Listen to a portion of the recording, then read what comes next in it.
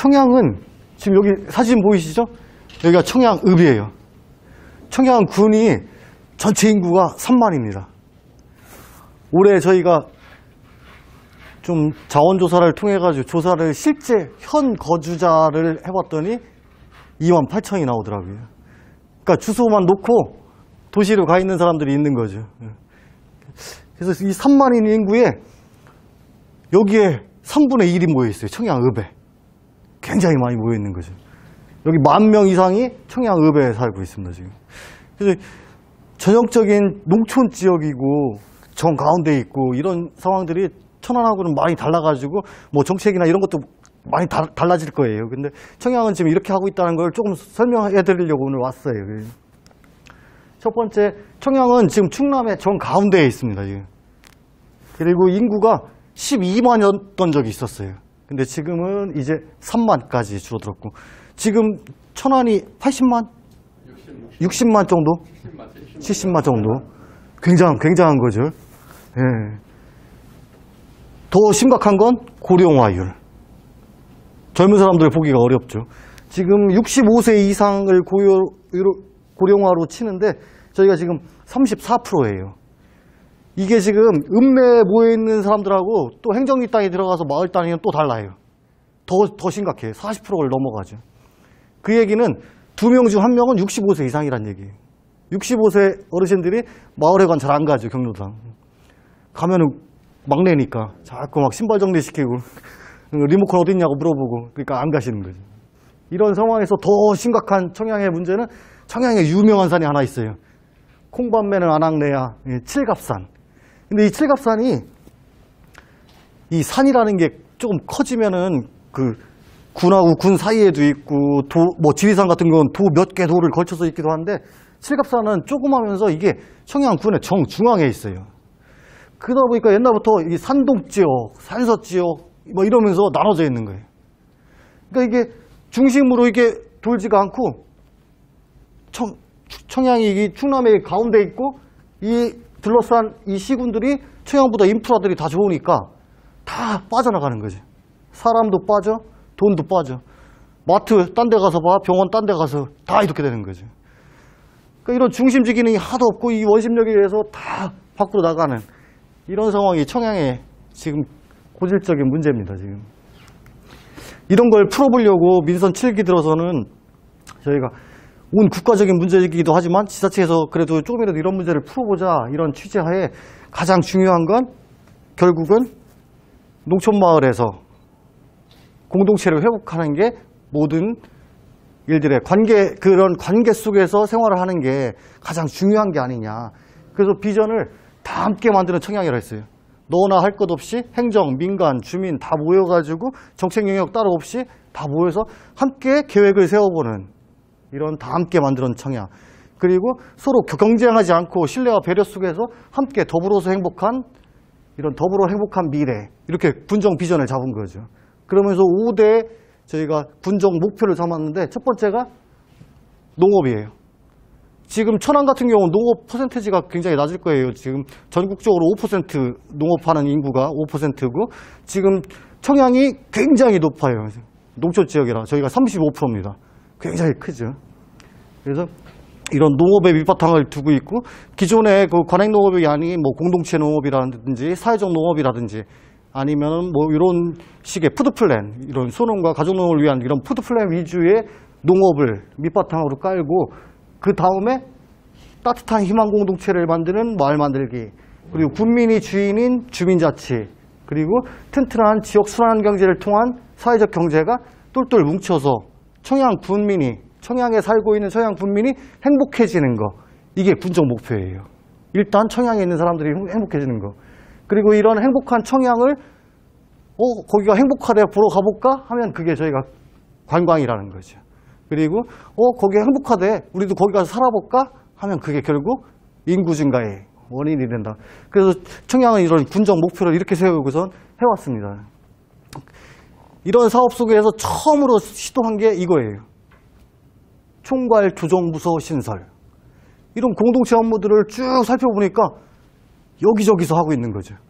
막 실과가 막 여기저기서. 그래서 이런 또 행정 칸막이가 있어가지고 군에 들어가서 제일 많이 듣는 소리가 그거예요. 요거 저희 업무가 아닌데요. 이러는 거. 옆에 실과에서 또는 옆에 팀에서 무슨 일을 하는지 모르는 거죠. 그러니까 비슷한 업무를 하는데도 서로 연계가 안 되는 거예요. 그래서 청양군에서는 요 민선 7기대에서 처음으로 한 게 이런 비슷한 업무들을 다 모았어요.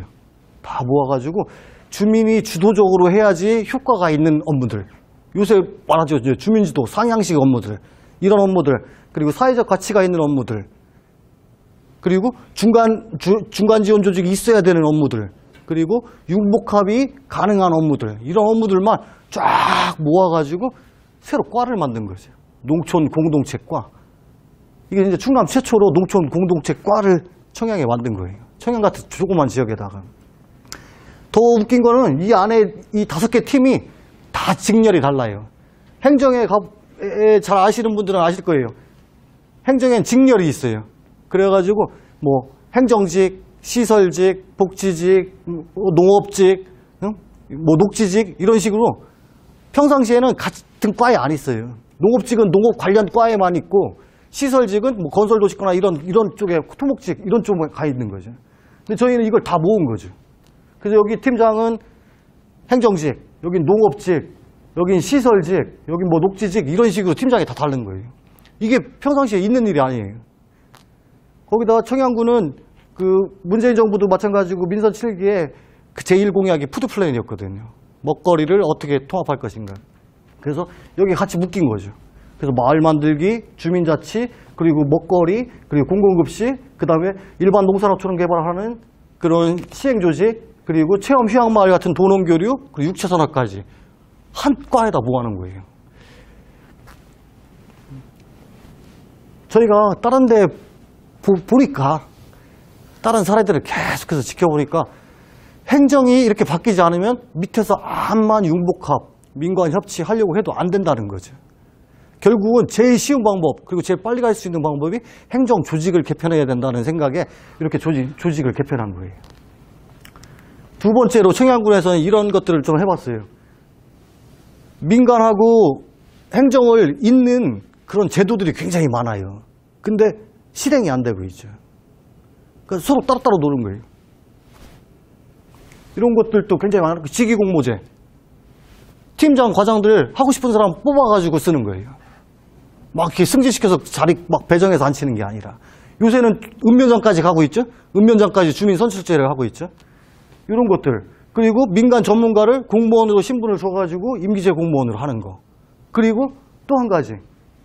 또 행정에서 많이 듣는 말 있죠. 아이고 제가 여기 온 지 얼마 안 돼가지고 잘 몰라서. 이런 것들을 없애기 위해서 그 자리에서 3년이나 5년 필수적으로 앉히는 이런 제도들이 굉장히 많은데 잘 지켜지지 않아요. 청양에서는 어떻게 했냐면은 민간 전문가를 2명을 뽑아가지고 임기제 공무원으로 신분을 해줬어요. 제가 이제 말 만들기 센터장인데 저를 이제 신분은 공무원인 거죠. 또 푸드플랜 센터장을 푸드플랜은 또 이제 공무원으로 해준 거죠. 이름으로써 중간에 가교 역할을 하는 거예요. 서로 통역도 해주고 이해도 시키고 설득도 시키고 행정을 주민들한테 알려주기도 하고 주민들의 이야기를 정책 제안을 하기도 하고 이런 역할들을 하는 거죠. 청양이 시도한 사례들이 이런 게 있고 청양에서 또 이제 센터를 만들어서 운영을 했죠. 중간 지원 조직이라고 부르는 센터들. 이런 일들을 하는 거예요. 중간 지원 조직.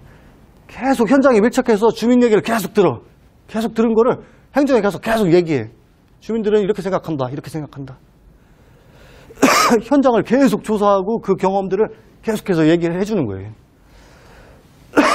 또한 주민들의 역량 강화를 계속해서 시키는 거예요. 교육도 하고 뭣도 하고 하면서 주민들이 클 수 있도록 계속. 또한 주민들한테 정보를 계속해서 제공을 해줘. 지금 가장 문제가 뭐냐면요. 행정의 정보가 주민한테 가지 않는 게 가장 큰 문제예요. 결국 저희가 생각하는 건 농촌마을에선 특히 정보가 권력이거든요.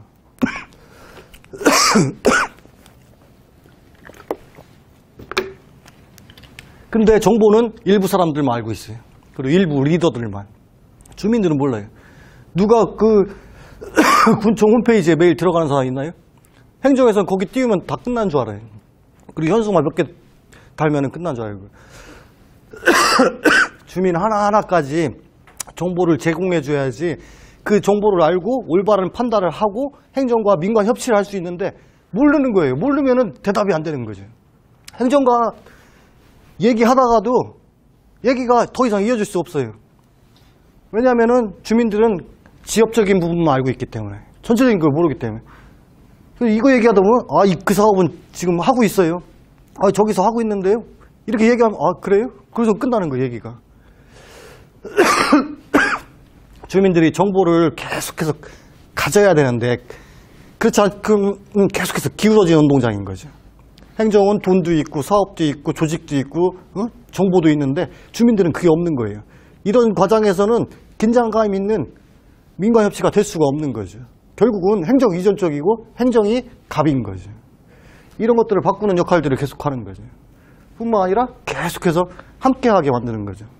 서로 각각 개인별로 가서 얘기해봤자 그거는 민원일 수밖에 없어요. 민원. 개인이 풀 문제는 그런 민원으로 풀 수 있더라도 마을 공동체에서 함께 풀어나가야 될 문제들은 우리가 연대해야 되거든요. 근데 이게 어려운 거죠. 그래서 함께하는 이런 것들을 중간지원조직을 통해서 계속해서 하는 거죠. 청양군이 좀 더 다른 곳보다 앞서간 거는 이거예요. 통합형 중간지원조직. 청양군에서는 중간지원을 다 모았어요. 이게 도시로 가면 어려워요. 도시에는 이렇게 다 따로따로 있어요. 마을만들기센터, 사회적경제센터, 도시재생센터, 주민자치협회, 통합급식센터, 가공지원센터 이런 것들이 다 센터별로 다 각각인 거죠. 우리가 그동안 행정한테 행정 칸막이가 있어가지고 실급에 소통이 안 돼 그렇게 얘기를 해왔는데 중간지원조직이 생겨서 몇 년이 지나다 보니까 중간지원조직 간 소통이 또 안 되는 거예요. 그럼 청양이랑 이런 조그만 데에서는 그럴 필요가 있냐.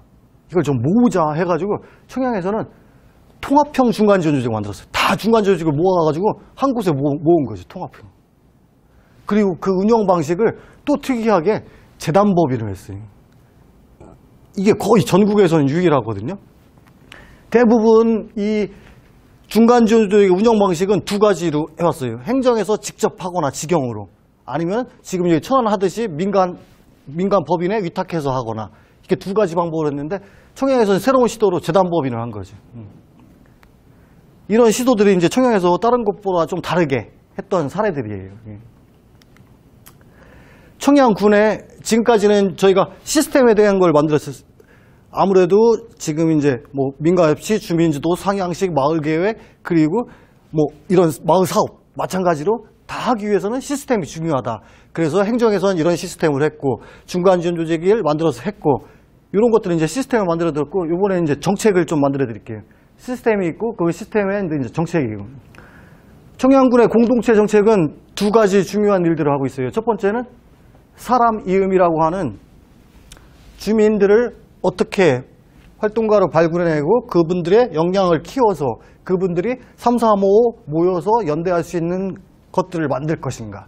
그래서 그분들이 조직화해서 협동조합이든 마을기업이든 이런 사회적 경제 조직으로도 만들 수 있고, 이런 역량 강화를 어떻게 할 것인가, 이 문제들을 계속해서 하고 있는 거고요. 두 번째는 공모 사업들이 굉장히 많아요. 마을 만들기 사업들이. 지금 하고 계시죠? 마을 만들기 사업들, 마을 사업들. 이렇게 주민들이 이렇게 각각 개인적으로 이렇게 3, 4, 5 모여가지고 뜻있고 맘 맞는 사람끼리 끼리끼리 모여서 할 수 있는 사업들이 있는가 하면 마을 공동체는 그게 안 되는 거예요. 마을 공동체 사업은 보기 싫은 사람도 뜻이 안 맞는 사람도 같이 해야 되는 게 마을 공동체 사업이거든요. 다른 거죠. 이거는 한 사람이 빨리빨리 갈 수 있는, 10걸음을 빨리빨리 갈 수 있는 거에 비하면 마을 공동체 사업은 10사람이 모여가지고 천천히 가야 되는 그런 사업인 거죠. 오래 걸리고. 그래서 행정 및 마을 단위에서 또 사업이 또 있고, 이것들이 또 연결돼가지고 읍면 단위로 또 묶어야 되는 거고, 또 읍면 단위에 묶인 게 군 전체 계획하고도 엮여야 되는 거고, 지금은 이게 안 되는 거예요. 그래서 이런 마을 사업들을 공화적으로 어떻게 엮어낼까, 이런 문제들 두 번째. 그리고 세 번째는 이런 교육 사업하고 이런 마을 공모 사업을 어떻게 연계해가지고 체계적으로 만들 것인가. 청양에서 이런 계획을 세운 거예요. 그래서 청양에는 이런 것들을 모아가지고 함께 정책을 만들어서 지금 시행을 하고 있어요. 첫 번째는 공간을 좀 나눠가지고 예전에는 마을이라고 하면은 대부분 불악 단위, 구 단위, 반 단위를 마을이라고 했었어요. 근데 인구가 줄어들고 그리고 교통망이 발달하고 그러면서 자꾸 빠지고 직장도 외지고 구성원이 바뀌다 보니까 행정리 단위 마을 사업들이 굉장히 많이 나온 거죠. 근데 이제 행정리 마을 사업은 거의 안 나와요. 이제 마을 사업들이 전부 다 읍면 단위에 집중되어 있어요. 중심지 사업, 뭐 기초생활 거점 사업 이런 사업들이 전부 다 이제 읍면으로 가는 거죠. 마을 단위, 행정리 단위하고 읍면 단위 그리고 군 전체에 이런 계획들을 세우고 있는 거고요. 청양군에서는 그래서 읍면을 생활권 단위로 보고 읍면에 하드웨어 사업을 지원해요. 지금 천안에 지금 하드웨어 사업 저희는 행정리에 잘 안 들어가요. 그러니까 읍면 단위의 하드 사업을 다 몰고 행정리 단위에는 서비스를 전달하는 차원으로 가는 거죠. 지금도 인구는 줄고 행정리 단위에서는 계속해서 유휴건물 늘어나는데 또 유휴건물 또 짓고 운영관리 못하고 계속 또 방치하고 이런 상황이 계속 나타나거든요. 그래서 청양군은 읍면 단위에 집중을 하는 거죠. 또한 사업을 단계를 계속 만들었어요. 이거 하고 나면 그 다음 단계, 이거 하고 나면 그 다음 단계. 역량이 이만큼 커지면 그 역량을 할 수 있는 사업들을 붙여주고 또 역량이 이만큼 크면 거기에 대한 사업비들을 붙여주고 이런 식으로 하는 거죠. 예전에는 이렇게 못했거든요. 그러니까 내려오는 사업 그냥 받았어야 돼요. 그러니까 오른쪽 장갑이 내려오면 그것도 해야 되고 왼쪽 양말이 내려오면 그거 해야 돼요. 이게 순서대로 속옷 입고 겉옷 입고 외투 입고 액세서리 차고 이런 식이 아니라 그냥 뒤죽박죽 또는 왼쪽 장갑이 2번 연속 내려와도 그냥 해. 전에 이거 한 거 같은데 또 해. 이런 거죠. 이런 것들을 좀 막기 위해서 단계를 계속해서 만드는 거죠. 세 번째는 계속해서 사람을 키워내는 거예요. 사람은 계속 기존 리더가 아닌 새로운 얼굴도 계속 키워내고 공동 학습하고 공부하면서 협치 한번 하는 경험들 계속 해보고 이런 식으로 주체를 만들어가는 이런 세 가지 일들을 계속해서 하고 있습니다. 그래서 이렇게 되는 거예요. 전에는 다 읍면 단위 사업, 이게 지금 청양에 들어간 사업 지구예요. 청양이 183개 리가 있는데 96개가 사업에 들어가서 반절이. 다 사업은 들어갔는데 다 각각이야. 사업 끝나면 끝이에요. 사업이 끝남과 동시에. 읍면의 중심지 사업하고 우리 마을 사업하고 연결이 안 돼. 다 그냥 각각이에요. 다 각각 다른 업체에서 하고. 이런 것들을 어떻게 다 묶어내고 읍면 단위에 묶어내서 색깔을 가질 수 있을까. 그러면 이 색깔을 가진 읍면에 군 단위의 정책 사업들을 막 집어넣는 거예요. 복지하신다 했잖아요. 요새 커뮤니티 케어 사업들 굉장히 많이 나오거든요. 그 사업들을 복지를 하는 면에 다 패키지로 지원을 해주는 거예요. 그 색깔을 가질 수 있도록 읍면이. 그리고 이쪽은 뭐 농경제 하고 싶다.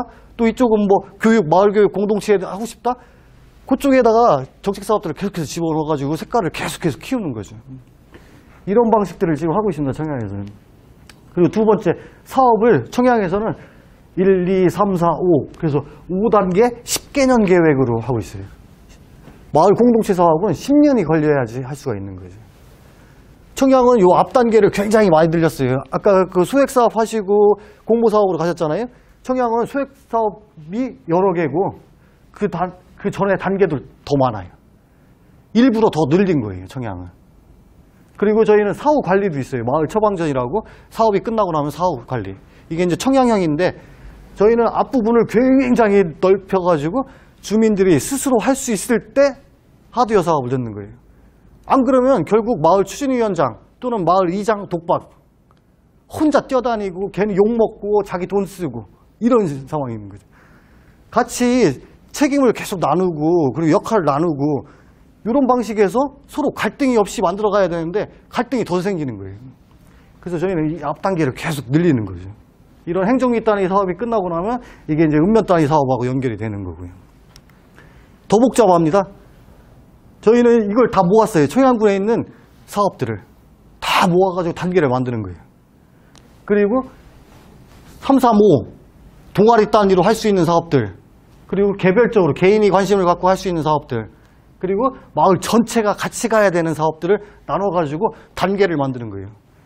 연차별로, 연중별로 주민자치와 사회적 경제, 신활력, 관광 이런 것들이 다 모여가지고 단계를 만드는 거예요. 이렇게 하니까 학점은행 같은 거예요. 이 기초 단계 여기 했으면은 청양군에 있는 다른 사업들을 다 모아가지고 줘요. 마을에. 비슷한 사업들. 요 단계를 했을 때 역량이 어느 정도 되면은 그 역량으로 할 수 있는 사업들을 청양군에 있는 사업들을 다 끄집어내가지고 같이 주는 거예요. 예전에는 따로따로 했어요. 따로따로. 선정 따로따로 하고. 이장님 계속 공문 돌려가지고 그 공문 관심 없으면 버리고 관심 있으면 하고 이런 식으로. 근데 청양군에서는 이런 것들을 다 모아가지고 요 정도 단계를 했으면 요 사업을 할 수 있다. 이렇게 드리는 거예요. 같이. 그리고 요 단계를 했으면 요 정도 사업을 드리는 거고. 그리고 요 단계를 하고 나면 생활적으로 마을 단위에서는 선행사업하고 또 중규모, 소규모, 중규모 마을사업하고 대규모 종합계 마을사업하고 이런 식으로 또 체험휴양마을이나 이런 인증체계도 가고 경제 동아리나 경제 공동체는 또 이런 방향으로 가고 우리가 취미나 복지 동아리 하는 사람들은 또 이런 쪽으로 가고 이런 식으로 이제 단계를 나눠가지고 하는 거죠. 이런 식으로 이제 청양은 사업을 하고 있습니다. 마지막으로 말씀드릴 건 결국은 사람 간의 관계를 어떻게 이겨낼 것인가. 이게 이제 그 중간지원조직의 가장 큰 역할이기도 하고요. 행정에 있는 각 실과들하고 민간에 있는 각 정책 영역들의 당사자 협의체들을 계속해서 엮어내는 거죠. 그래서 함께 공부하고. 그래서 행정주무관 1명, 민간 정책 뭐 당사자 협의체 1명, 그리고 중간조직 1명, 외부 전문가 1명 이런 식으로 모여가지고 학습 동아리를 정책 영역별로 만들어서 하고 있어요. 같이 공부하는 영역.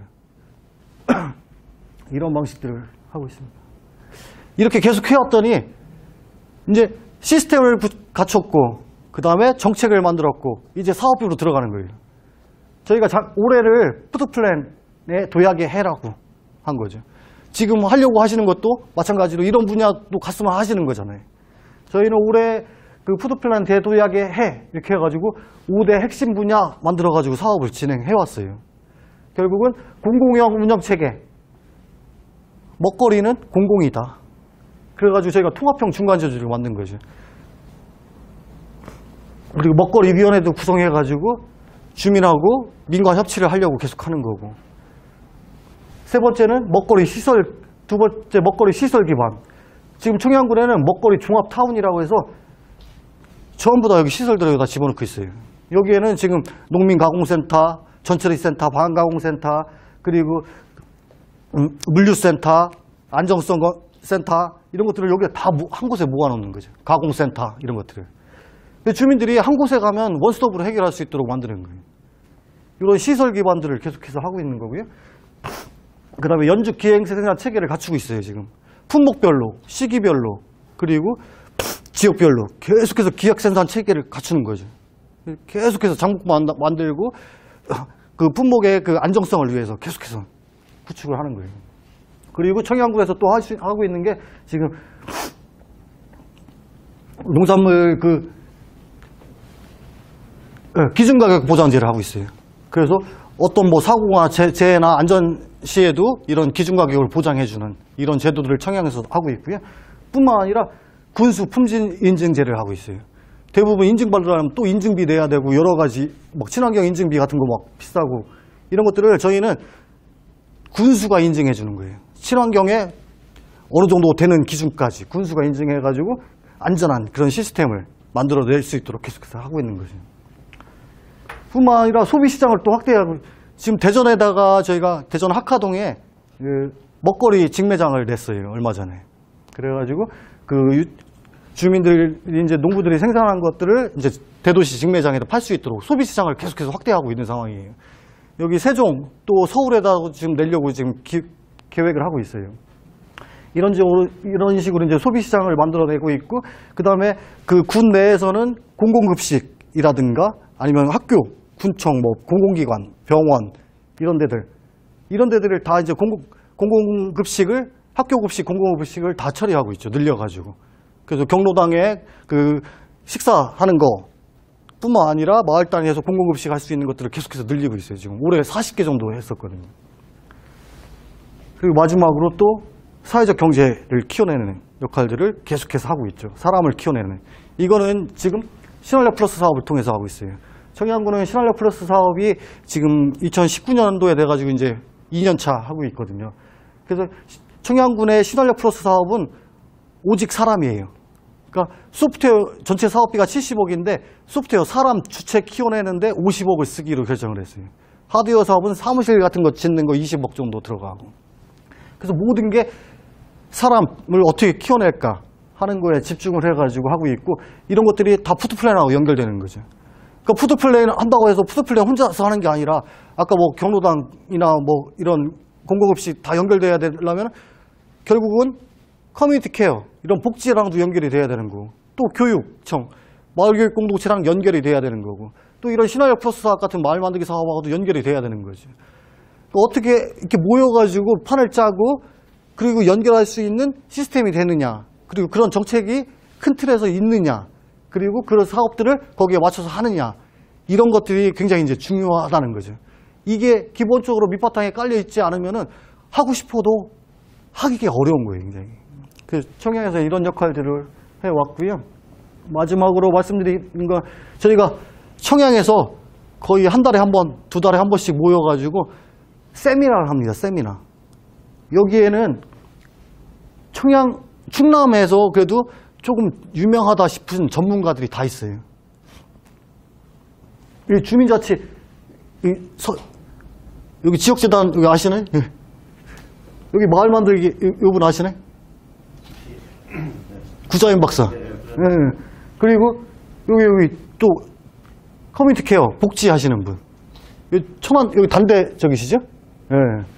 그리고 또 여기 생태, 푸드 플랜, 사회적 경제, 그리고 여기 그 환경, 산림, 생태, 이런 분들이 청양에 한 달에 한 번, 두 달에 한 번씩 모여가지고 어떻게 하면 이런 각 영역들이 모여서 함께 풀어낼 수 있을까를 공부를 하는 거죠. 그러면서 푸드 플랜에도 하루는 푸드 플랜 공부하고, 하루는 마을 만들기 공부하고, 하루는 주민자치 공부하고, 이게 연결이 다 행정의 칸막이처럼 된 게 아니거든요. 마을에서는 그냥 일상을 살아가는 생활인 거예요. 그냥 밥 먹다가 뭐 교육도 하고 쉬기도 하고 놀기도 하고, 어르신들 복지도 신경 써야 되고 애들 교육도 신경 써야 되고, 다 하나인데 지금은 다 이렇게 끊어졌다는 거죠. 청양은 이런 식으로 밑바탕을 깔고, 그리고 지금 이제 그런 것들을 융복합하기 위해서 노력을 하고 있다. 요거를 말씀드리면서 오늘 발표를 마치도록 하겠습니다.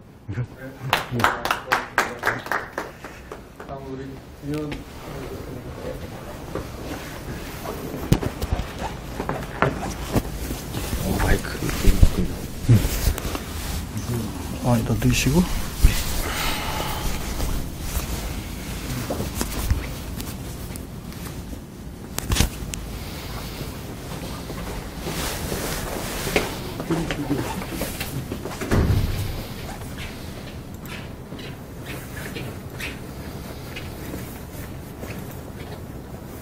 네, 요거 하겠습니다. 네. 네, 10분만 쓰겠습니다. 예, 저희 슬로건입니다. 우리는 오늘 품앗이 한다. 미래의 농부를 육성해 나가고, 그리고 그래야 우리의 안전한 건강한 먹거리가 생태계가 유지된다라고 저희는 생각하고 있고요. 안전하고 쉽고 빠르게 참여하는 사람들의 미래 농부의 성장을 돕고 그들을 독립시켜 나간다라고 하는 게 저희들의 핵심 전략이 되겠습니다. 2015년도에 법인이 설립된 이후로 세종에 저희가 본사가 있고요. 최근에는 이제 서울시와 함께 이 코로나 대응 이제 농촌 초단기 일자리 연결 사업부터 지금은 농식품부와 함께 도시형 농촌 인력 중개 센터 시범 사업을 올해 운영을 하게 되었습니다. 저희는 온라인 잡 플랫폼 긱워커라고 하는 이제 그런 이제 파트타임 형태의 단기 일자리를 연결해주는 사람들이 많을 줄 알았습니다. 그런데 그런 분들이 한 40% 되고요. 실제 50% 넘는 분들은 다 귀농귀촌 예비 관심 있는 분들이 열정과 일종의 봉사정신을 가지고 또 참여를 하고 계십니다. 그래서 이분들을 어떻게 하면은 더 나은 본인들의 미래를 위해서 훈련시킬 수 있을까라고 해서 지금 또 농식품부의 또 교육 사업을 저희가 또 위탁 운영을 하고 있고요. 그리고 민간 차원에서도 신직업으로 농장 코디네이터라고 하는 또 새로운 중간 지원 조직과 다른 형태의 어떤 개인화된 어떤 사업 모델을 지금 만들어 가고 있습니다. 네. 죄송합니다.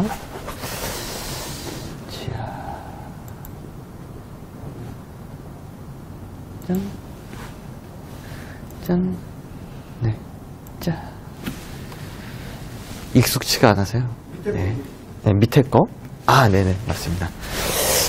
그래서 저희, 2017년도에, 저희는 이제 모바일 웹 서비스로, 사람들이 보다 좀 쉽게, 농촌에 일자리를 찾을 수 있게 만들자라고 해서, 청양이라고 하니까 갑자기 생각나네요. 여기, 9월에 밤 줍는, 이제 이런 이벤트를 저희가 청양에, 도저히 밤을 줄 수 없다라고 해서 10명을 이렇게 뭐 한 달간 뭐 120만 원씩 이렇게 일자리로 연결시켰던 기록이 있네요.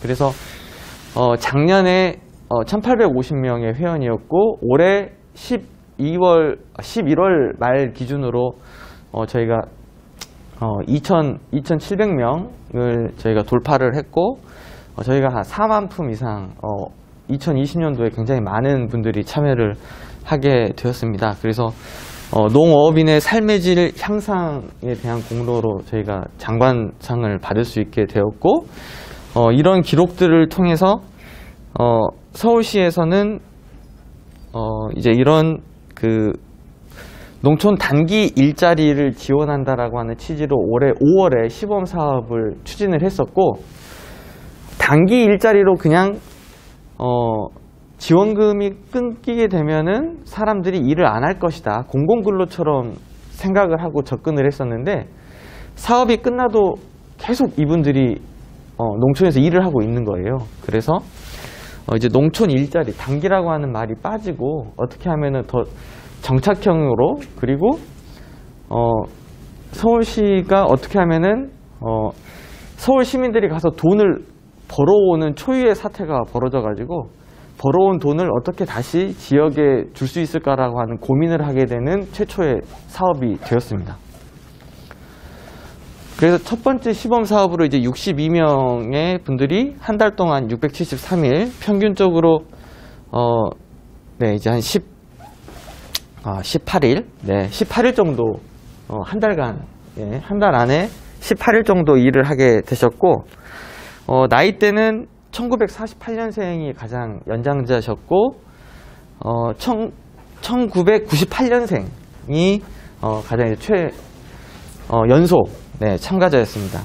그래서 이분들이 6월 한 달간 이렇게 하셨었는데 이 사업 종료 후에도 75명 또 지인들이 또 이렇게 또 소개를 해가지고 이분들이 서로 더 불어나면서 계속 6월부터 7월 이제 8월까지 이분들이 평균 소득 이제 162만 원을 이제 벌게 된 네, 그런 일이 벌어지게 됐고 이제 초장기 이제 저희들 관점에서는 6개월 계약을 맺으신 분도 나타나게 되더라고요. 그래서 이분들 중에 실제로 귀농귀촌에 뜻이 있다. 내 생각만 하고 있었는데 그런 잠재력이 폭발되신 분들이 지금 한 8분 정도 계십니다. 그래서 이분들이 계속 귀농귀촌을 하는 방법으로 기존에 대출을 받아서 땅을 사고 그리고 집을 짓고 그렇게 정착형 어떤 굉장히 투자형 귀농귀촌 모델을 하셨다라고 하면은 여기서는 저희와 함께 계속 일자리로 돈을 벌면서 어떻게 하면 자기의 커뮤니티에 들어갈 수 있는 그런 기회를 여러 지역을 여러 작물을 시기별로 돌아다니면서 이제 찾고 계시다. 예.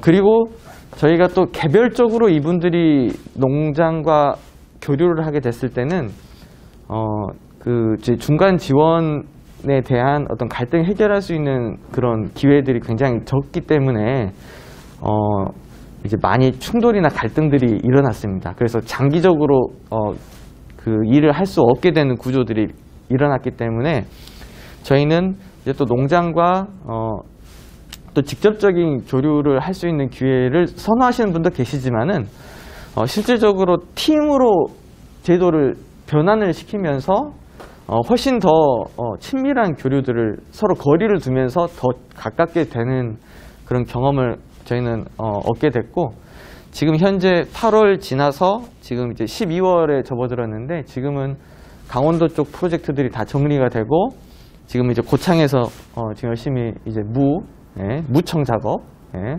지금 진행하고 있습니다. 그래서 올해 또 굉장히 또 재미난 프로젝트들이 성과들이 또 나타났고, 지금 보고서를 쓰고 있는 도중에 지금 여기를 왔습니다. 그래서 저희 품앗이가 결국은 혼자 저희가 이걸 하겠다라고 했을 때 그 불법 체류자들이 그렇게 많은 시장에서 과연 이게 작동이 될 수 있는 모델인가? 라고 많은 분들이 의구심을 품었지만, 또 이런 비대면 시대에 그리고 전 세계적으로 또 새로운 식량 안보에 대한 문제들이 또 민간 자본들의 또 관심을 얻게 되면서 또 이제 이런 새로운 관심에 대해서 이제 외신들도 관심이 많고, 다른 나라 정부들도 지금 다 똑같은 문제를 갖고 있기 때문에 여기에서 또 우리나라 또 그리고 이 충남에서 천안에서 또 어떤 새로운 이런 접근이 된다라고 하면은 그것도 굉장한 저희도 투자해야 되는 그런 상황이 아닌가라고 생각이 들고, 각박해지고 모두 힘들다고 합니다. 저희도 힘듭니다. 하지만은 뭉치면 강해진다라고 하는 메시지로 저희 발표를 마치도록 하겠습니다. 감사합니다.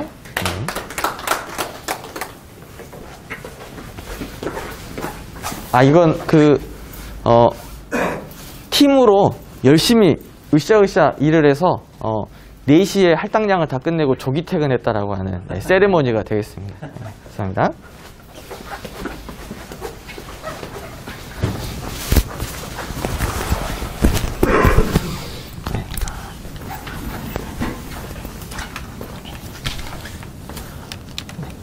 제가 마이크 때문에 그러시죠?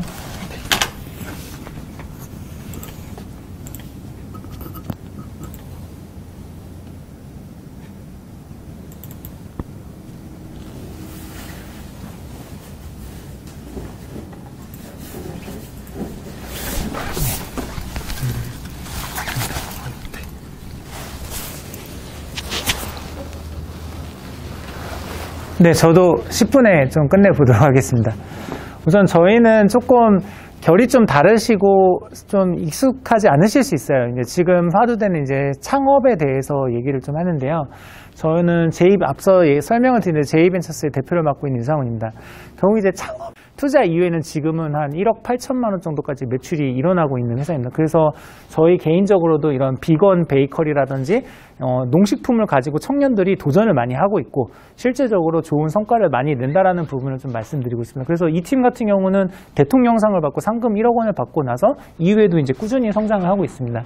근데 이제 저희 제이벤처스를 좀 네이버에 검색해 보시면 제일 많이 얘기되는 게 이 팁스 운영사입니다. 충남의 최초 팁스 운영사가 만들어졌다라고 이렇게 대외적으로 이렇게 홍보가 많이 됐는데요. 이 팁스 운영사가 무엇이냐면 저희가 최소 1억 원의 기업을 1억 원을 투자하게 되면은 정부가 관련된 사업화 자금이나 연구개발 자금을 9억 원을 매칭해 줍니다. 그러니까 저희가 특정 기업에 1억을 투자하게 되면은 정부가 9억 원을 매칭해 줘서 총 10억 원의 자금을 마련해 줍니다. 그럼 창업할 때 가장 필요한 게 자금이 결국 돈인데 10억 원 정도가 투여가 되면은 당연히 고용 창출할 거고 시설을 만들고 농식품 분야라고 하면 그런 것들을 인프라를 조성하기 위한 약간 이제 최적화할 수 있는 그런 사업 자금을 만들어주는 게 저희 JB벤처스와 같은 팁스 운영사의 역할이라고 보시면 될 것 같습니다. 그러면 지금은 농식품 분야에 봤을 때는 이게 이제 보통 스타트업들이 어떻게 성장하는지를 보여주는 겁니다. 그럼 보면은 보통 이제 지금 정부가 앞서서 얘기했지만 우리 청년 창업뿐만 아니라 창업에 관련돼서 많은 예산을 들여서 지원을 하고 있는데요. 이런 예산이 되면은 보통 이제 3년 미만을 초기 창업자라고 보통 합니다. 그러니까 아직은 창업 초기이기 때문에 여기는 집중적인 그런 케어가 필요하다고 이제 정의돼서 많은 예산을 주고 있는데요. 보통 한 개 기업이 3년 정도 되면은 한 2억 원의 지원금을 받아서 물론 이제 다 주는 건 아니고요. 적합한 사업 심사를 거쳐서 어느 정도 사업화에 대한 가능성이 있다고 하면은 약 한 최대 3억 원, 보통 평균 1억 5천에서 한 2억 원 정도 지원금을 받게 되는 부분이 있습니다. 그렇게 되면은 이게 3년이 지나게 되면은 되게 유명하게 불려지는 죽음의 계곡을 이제 도달하게 됩니다. 3년이 지나게 되면 받을 수 있는 지원금이 없어지기 때문에 그 뒤에는 이 기업이 자체적으로 성장을 해야 되는데 이 성장하는 방식이 해결하는 게 딱 두 가지입니다. 하나는 은행에 가서 대출을 받거나 아니면 저희가 같은 투자사에서 투자를 받거나 두 가지인데요. 사실은 청년이나 이런 창업기업은 뭐 신용도나 담보나 이런 것들이 사실 낮기 때문에 대출을 받기가 사실 어렵죠. 그러면 이 뒷단을 책임지는 게 사실 저희와 같은 민간 투자사입니다. 투자사가 그 회사의 성장 가치를 보고 투자하게 되면은 그 돈을 가지고 스케일업 단계로 넘어가게 되는데요. 이 스케일업으로 넘어가게 되면은 그때부터 우리가 익숙하게 들을 수 있는 마켓컬리라든지 배달의 민족 혹은 뭐 이런 농식품에서 분야에 하는 그런 유명한 스타트업이 요 단계에 온다고 보십니다. 그러면 결국 지금 정부가 항상 얘기하는 유니콘 기업을 만들어야 된다라고 하는 게 결국 이런 과정, 투자의 기능을 거쳐서 성장하게 되면서 많은 부가가치를 창출한다고 볼 수 있고요. 보통 이제 저희가 하는 단계가 요 데스밸리를 넘기 위한 약간 2년에서 3년 차 되는 스타트업들을 초기에 아이디어 단계부터 가능성이 높으면 투자하는 게 저희의 역할이라고 보고 있고요. 그래서 오늘 같은 경우는 제가 봤던 게 창업의 연계 방안이라고 하면은 그럼 이 프로그램에 연계하기 위해서는 우리가 이 단계로 봤을 때 어디에 집중을 하는 게 좋을까라고 봤을 때는 저는 이 프리 스타트업 단계라고 제가 개인적으로 얘기했는데요. 정부가 지원하는 1년부터 3년의 창업을 하는 것 이전에 지역에서 농식품 창업가를 육성하기 위해서 지역에 있는 대학생이나 아니면 창업을 준비하는 예비 창업자 혹은 이런 창업에 대한 아직 아이디어가 무르익지 않은 기창업자 대상으로 이 정부 지원 사업을 받게 되는 연계가 저는 반드시 필요하거든요. 왜냐하면 이 사업을 지원하는 관계에 가장 필요한 건 돈인데 우리가 이 사업의 예산 이 정도 가지고는 많은 스타트업을 지원해 줄 수가 없거든요. 그러니 이 앞단계에 있는 사업이 정부가 지원하는 그런 최대 1억 원이란 사업을 받을 수 있게 그 앞 과정을 농식품을 활용해서 된다고 하면 그 지원금 1억 원이 결국은 우리 천안에 있는 농식품을 활용하는 스타트업에 유입이 되고 그 재원을 가지고 아이디어를 하기 때문에 상대적으로 적은 재원으로 많은 효과를 볼 수 있다라고 보는 게 이거죠. 그래서 저희가 생각하는 단계는 창업 연계를 할 때 약간 창업을 준비하는 창업가를 대상으로 해야 된다는 게 제가 좀 말씀드리고 싶은 부분입니다. 그러면 우리가 지금 사업하고 있는 충남, 수부도시인 천안은 어떤지를 좀 말씀드리면 전국의 1위입니다. 서울 경기권을 제외하고 봤을 때 창업 동아리가 전국에서 제일 많이 있고요. 그리고 전국 1위인 게 또 뭐가 있냐면 창업 밀도입니다. 천안을 중심으로 대학교가 많이 밀집있기 때문에 밀도가 제일 전국에서 제일 높고요. 그리고 창업에 대한 강좌, 대학교가 많기 때문에 이미 대학생들은 창업에 필요한 그런 강의라든지 그런 인프라가 대학을 통해서 많이 만들어져 있습니다. 그리고 서울, 대전, 충남 전국적으로 봤을 때는 창업에 대한 잠재력을 가지고 있는 게 충남이 3위에 오르고 수부도시인 천안이 사실 그런 핵심적인 역할을 하고 있기 때문에 충분히 이런 젊은 친구들이 사업을 준비할 수 있는 과정은 대학에서 충분히 습득이 된다고 보시면 되고요. 그럼 이 정부가 지원하는 그 앞단 이 프리 단계 이후에 집중 영역으로 오게 되면은 이런 사업들을 받게 됩니다. 예비 창업 패키지라고 해서 아직 사업을 준비하지 않거나 사업자 등록증이 없는 팀들에게 정부가 정부 예산을 써서 팀별마다 1억 원에 1년 동안 1억 원이라는 자금을 써서 사업을 하라고 지원을 하게 돼요. 융자나 대출이 아니라 그냥 1억 원을 지원하게 되는데 이런 사업이 있고요. 그리고 2년 차에 접어들면은 초기 창업 패키지라고 해서 또 1억을 줍니다.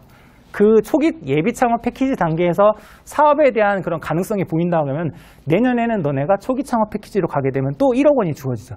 그럼 기본적으로 이런 팀들이 2억 원이라는 돈을 가지고 이제 진행을 하는 건데 분야가 뭐 ICT, 뭐 기술이라든지 의료라든지 제조업이라든지 다양하게 있는데 앞서서 얘기한 것처럼 이런 농식품 창업가들이 이 지원 사업을 받아서 할 수 있는 인프라를 이 신활력 사업을 통해서 만드는 게 저는 중요하다고 보고 있고요. 그럼 2억 원이라는 돈을 가지고 있는 사업들이 보면 충남 창조경제혁신센터나 호서대학교, 순천향대학교 그리고 중소벤처진흥공단이 하고 있는 충남 청년창업사관학교 대표적으로 4개가 되기 때문에 신활력 플러스 사업을 하면서 이런 창업을 지원하는 4개 운영기관과의 협력이 저는 반드시 필요하다고 보고 있고요. 그 다음에 여기서 어느 정도 차세대 마켓컬리가 될 수 있다라는 분들은 저희가 이런 팀들을 투자해서 다음에 있는 스케일업 단계까지 올리는 게 이제 저희 역할이죠. 그래서 저희가 하는 부분들은 이 아이디어 단계 앞단에서 이들이 이런 지원 사업을 받을 수 있고 이런 아이디어를 좀 더 날카롭게 다듬을 수 있는 부분을 도와드리고요. 이 지원 사업을 통해서 그 인프라를 통해서 활용해서 회사를 충분히 성장시키고 그 다음 단계 데스밸리에 접어들었을 때 저희가 민간 팁스 운영사로서 최대 10억 원을 만들어줄 수 있는 게 저희의 이제 역할이라고 볼 수 있을 것 같습니다.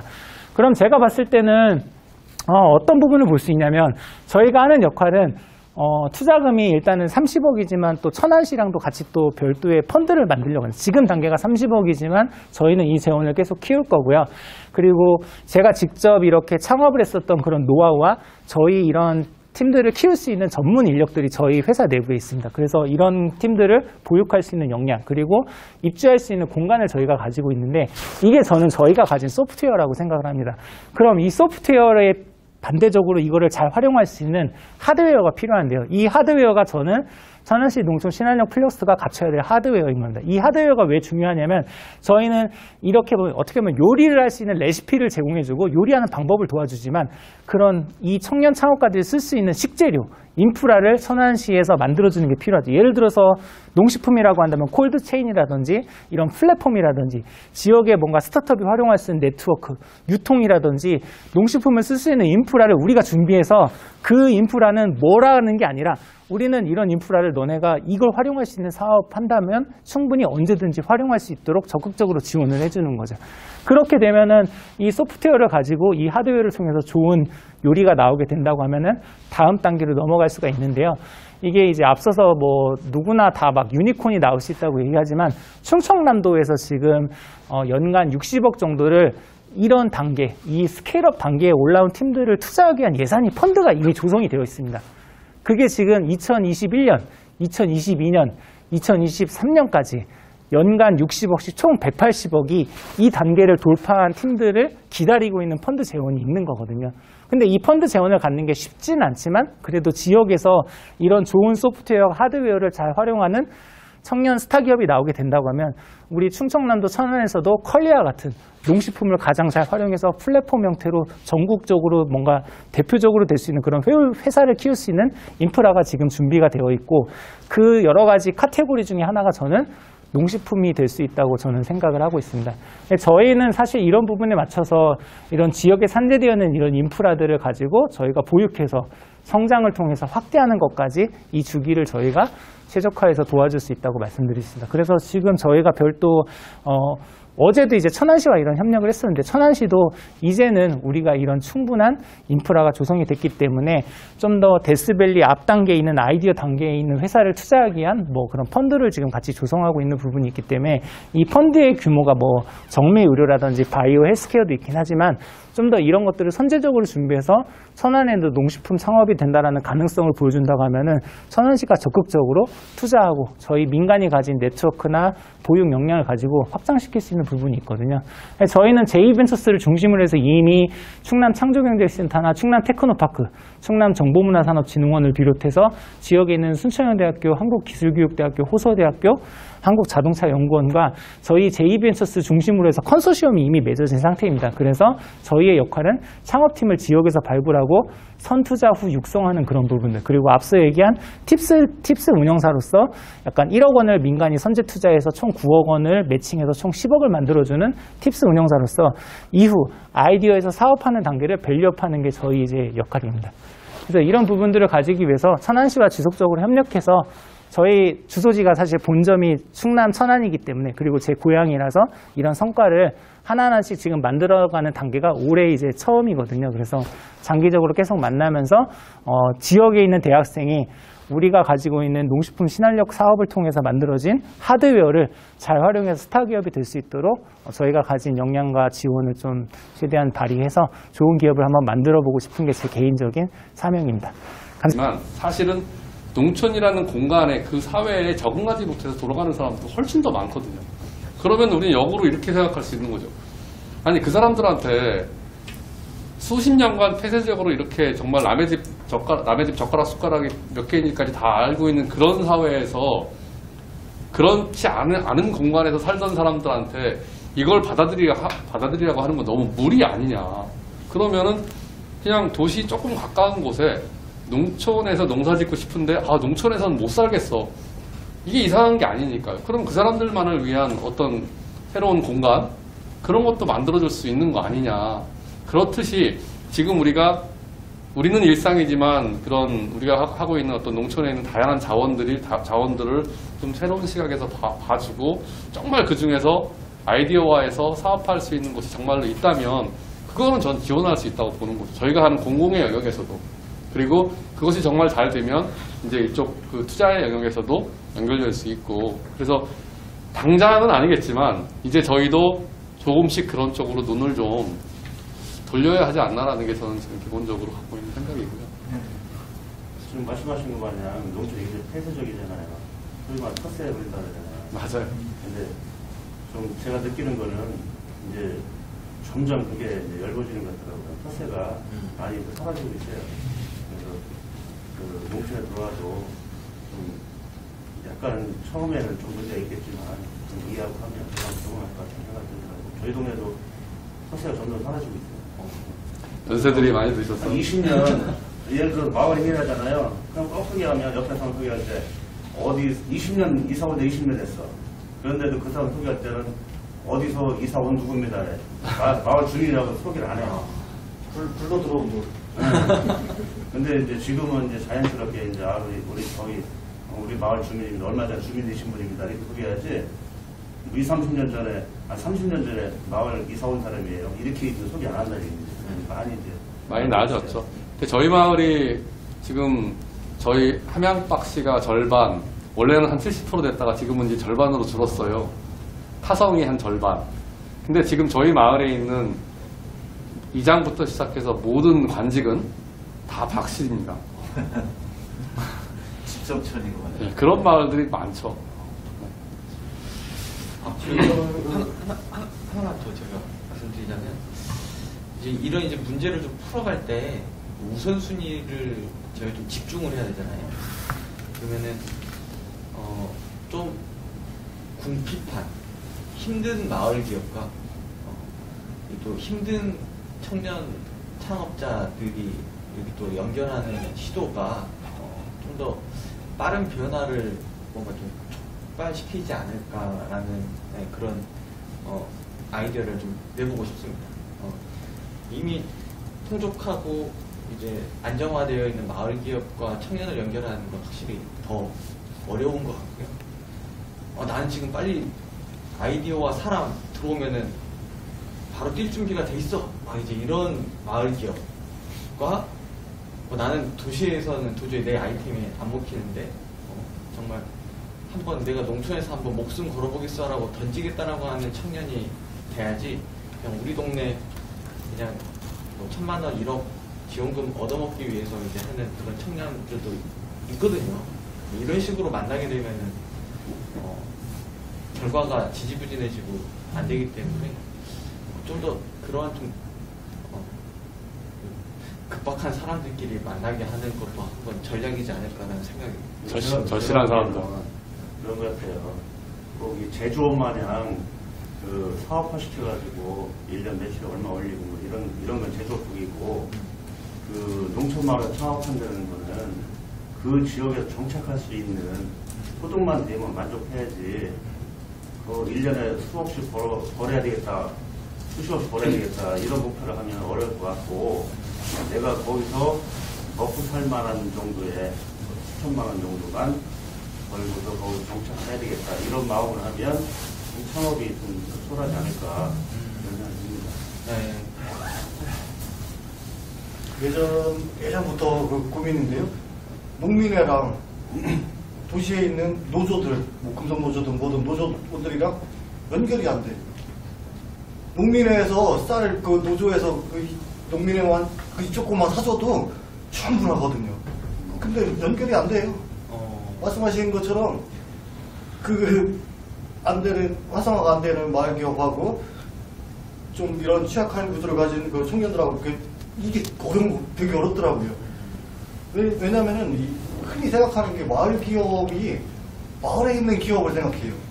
마을 기업은 마을에 있는 그냥 존재하는 기업이 아니라 마을 구성원들이 생산자이면서 마을 구성원들이 소비자여야지 마을 기업이거든요. 그러니까 마을 사람들이 키워줘야 되고 마을 사람들이 조합원해야 되는 게 마을 기업인데 대부분 그냥 마을에 존재하면 마을 기업이라고 부르는 거죠. 이런 구조에서 안 되는 거죠. 그러니까 농촌 마을에서 이런 사회적 경제가 뿌리 내리기 어려운 경우가 그런 쪽에 굉장히 많다고.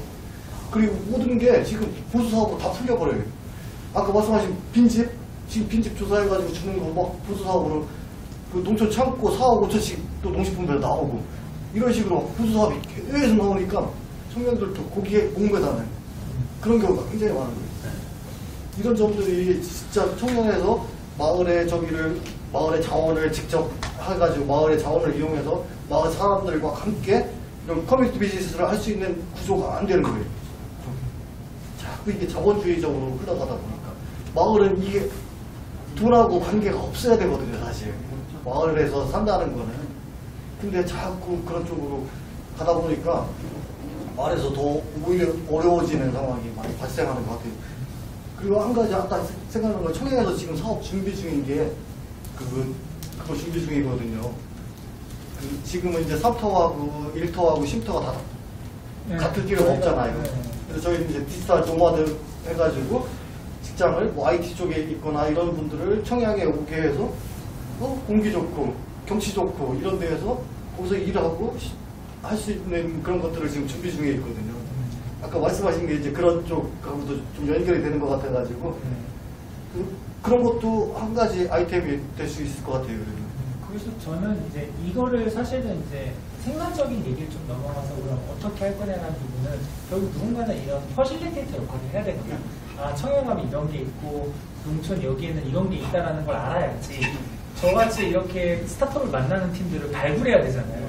그런 것들을 연결해주는 퍼실리테이터 역할을 하는 사람이 반드시 필요합니다. 그게 없으면은 사실 아까 얘기한 것처럼 농촌에는 정보하고 경쟁력이라고 하는 것처럼 이 많은 팀들이 이런 정보를 알려면은 누군가는 그 정보를 던져줘야 되고 그거를 또 적재그때 그 미스매칭 되지 않도록 딱 맞춰줘야 되는 게 되게 중요한. 그런 거 이제 주간 지원 조직이 해야 되는 거죠. 네, 그렇죠. 그런 게 정말 좀 반드시 필요하지 않을까. 그래서 사실은 이제까지는 별로 고려되지 않았던 영역이라고 할 수는 있는데 이제 이 영역도 이제 일부러 좀 들어와 줘야 하지 않나 뭐 그런 생각이었고 오늘의 주제는 사실은 이제 앞으로 우리가 마을 사업을 하는 과정에서 그래도 한 가지가 더 추가될 수 있다면 이런 쪽하고의 연계도 분명히 우리가 하나 더 발굴해낼 수 있지 않나 이제 그런 의미로 받아들이시면 될 것 같고요. 저희도 이제 중간지원조직에서 그런 역할들을 좀 어떻게 하면 조금 더 전향적으로 좀 할 수 있는지를 이제 고민하는 시기가 저희 천안도 특히 이제는 5년이 지났기 때문에 좀 되지 않았나 그런 의도에서 사실은 오늘 이런 구성을 하게 됐고요. 관중도 없는데 이렇게 열띤 토론을 또 해주셔서 근데 어떠세요? 이런 조합으로 이렇게 만나서 해보신 적이 그동안 있으셨나요? 많지 않으셨죠? 네, 없습니다. 네.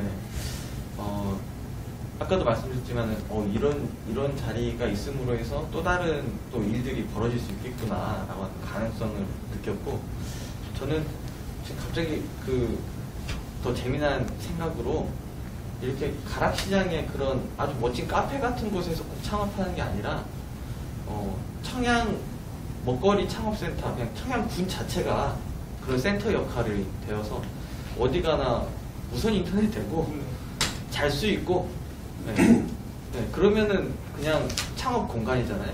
한전이랑 지금 파이프에서 다 깔고 있거든요. 네, 그냥 언제든지 청양으로 와라 그러면은 청양군이 키워줄게 뭐 이제 이런 것만 된다고 하면은 안 갈 이유가 어디 있겠습니까? 그래서 좀 인프라도 꼭 건물이나 꼭 여기에만 얽매이는 게 아니라 그거 지을 돈으로 차라리 창업 자금을 더 주시면 더 청년들이 더 몰려가지 않겠느냐. 그리고 어느 마을에 가든지 인터넷 공짜, 커피 공짜, 그 정도만 된다고 하면은 뭐 청년들이 몰려가겠는데. 인터넷과 밥과 식사는 밥까지 그냥 어디든 밥은 돈 내고 먹으세요. 먹을 수 있는 어디는 상관. 숙소도 하고 있어요. 숙소. 잠도 그냥. 지난번에 그 전북 완주 갔다 왔는데 그 치유 농업대를 이제 갔다 왔어요. 근데 거기는 이미 치유 농업을 5, 6년 전부터 준비를 하고 있더라고요. 치유 농업에 대한 법이 이제 제정이 된 모양이에요. 그래서 작년에. 앞으로 이제 의사 선생님들이 이제 처방전을 내리는데 이제 치유 농장에 가서 몇 주간 살아라, 경험을 해라, 뭐 이런 처방전이 내려지는 모양이에요. 그래서 그걸 했더니 거기는 청년들이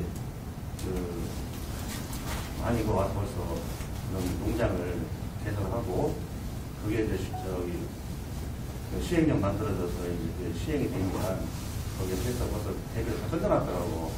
근데 거기 종사하는 사람들 전부 젊은 사람들이에요. 대학생 가족까지 사람들, 그런 사람들 참 그거는 좀 부럽더라고. 그래서 앞으로는 대단히 농업을 해가지고 대규모 농업하는 사람은 한정되어 있는 거고, 그렇게 이제 조금씩 하더라도 알차게 할 수 있는 이런 농업도 있지 않겠느냐, 이런 걸 한번 보고 가죠.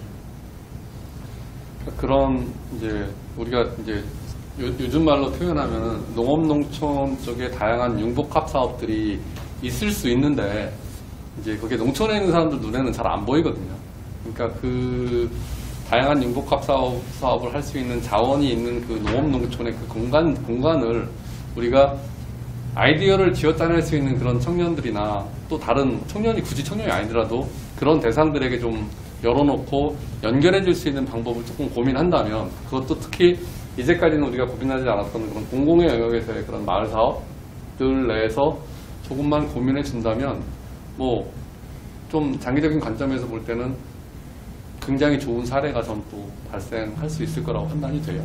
그러니까 그런 부분들에 대해서도 한번 우리 이제 실제 현장에 계시는 위원장님들께서도 조금 더 고민해 주시고, 또 마을 사업을 담당하고 있는 저희 중간지원 조직에서도 고민하고, 또 이제 창업 분야에 계신 분들도 이쪽 농업농촌 쪽에서의 다양한 아이디어를 한번 창업할 수 있는 것들이 없을까, 그런 부분들을 같이 한번 고민해주면 굉장히 괜찮은 연결이 될 수 있다. 뭐 이제 그런 취지가 오늘 이 자리에 큰 목적이라고 보시면 되겠습니다.